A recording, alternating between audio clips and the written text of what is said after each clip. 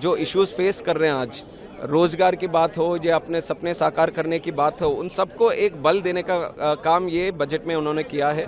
बहुत सारा stress job creation पे, स्किलिंग पे, मैन्युफैक्चरिंग पे, एम्प्लॉयमेंट जनरेशन पे, इंडस्ट्री को बढ़ावा देने के लिए, प्राइवेट सेक्टर को बढ़ावा देने के लिए, फॉरेन डायरेक्ट इन्वेस्टमेंट को बढ़ावा देने के लिए, इस तरह के बहुत सारी चीज़ें जो आम आदमी को, आम नौजवान को रोजगार की तरफ आगे बढ़ाता है, उन सब चीज़ों के बारे में इन्होंने ध्यान दिया है। और ऊपर से आंध्रा की बात जब आती है तो उसके लिए तो मैं तहे दिल से शुक्रिया अदा करना चाहूँगा नरेंद्र मोदी जी को, जिन्होंने एक वादा किया था कि आंध्रा की देखभाल हम करेंगे और उन्होंने आज किया है बजट के रूप में।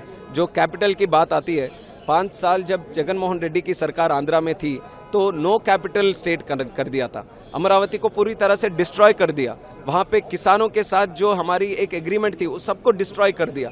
तो उसको एक बल देने के लिए आज 15,000 करोड़ का पैकेज एक जो दिया हुआ है, उसके लिए हम अपने किसानों की तरफ से, स्टेट की तरफ से हम शुक्रिया अदा करना चाहेंगे। ये केवल एक बजट वाला इशू नहीं है, ये इमोशनल इशू है आंध्रा के लिए। उसको एक जगह मिला है आज बजट में। और पोलोवरम प्रोजेक्ट जो लाइफलाइन है आंध्रा के लिए, उसके बारे में भी उन्होंने बोला है कि वो ऑन टाइम वो रिस्पॉन्सिबिलिटी के साथ कंप्लीट करेंगे, तो वो भी एक अच्छी बात है आंध्रा के लिए। और ऊपर से जो बैकवर्ड डिस्ट्रिक्ट्स हैं आंध्रा में, उसका भी एक मेंशन उन्होंने किया था कि वहाँ पे भी सेंट्रली स्पॉन्सर्ड स्कीम्स हो या फिर अलग तरीके के पैकेजेस हो, वो सब भी इम्प्लीमेंट करके वहाँ पे जो स्टैंडर्ड ऑफ लिविंग है वो हम आगे बढ़ाएंगे। वहाँ पे जो गरीब लोग हैं, अंत्योदय लोग हैं, उन सबको भी हम आगे बढ़ाएंगे। तो इस तरह की चीज़ें जब बोली जाती हैं बजट में, तो ज़रूर हमारे आंध्रा के लोग में या 5 करोड़ जो आंध्रा के लोग हैं उनमें एक विश्वास पैदा होता है कि चुनाव से पहले जो वादा किया था वो अब पूरा होने वाला है। तो ये उस नज़र से हमें देखना चाहिए कि 5 साल जगन रेड्डी के सरकार में आंध्रा को पूरी तरह से डिस्ट्रॉय हो गया है।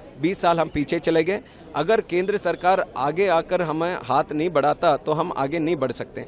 तो वही नरेंद्र मोदी जी ने समझकर आंध्रा की ओर एक हाथ बढ़ाए कि हम साथ हैं, तो उसके लिए हम बहुत बहुत शुक्रिया अदा। जिस तरीके से ऑपोजिशन कह रहा है कि कुर्सी बचाओ, अरे ऑपोजिशन हाँ, तो ऑपोजिशन को क्लैरिटी मेंटेन करना पड़ेगा। मैं कल तक देख रहा हूँ, कल तक उनको बोलते हैं कि तेलुगु देशम कुछ मांग नहीं रही, तेलुगु देशम कहीं पर कुछ बोलती नहीं है, तेलुगु देशम को आंध्रा के लिए कुछ पूछना नहीं है।